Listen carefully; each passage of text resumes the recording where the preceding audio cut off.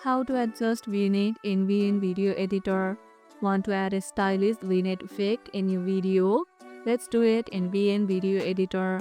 First, open your project and tap the clip you want to edit.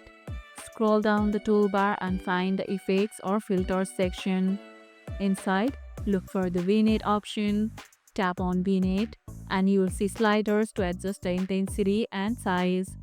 Slide to increase the darken edge or soften it for a subtle effect. Watch your preview and tweak until it fits your style perfectly. Use vignette to draw focus to the center of your video, especially useful for portraits or dramatic effects.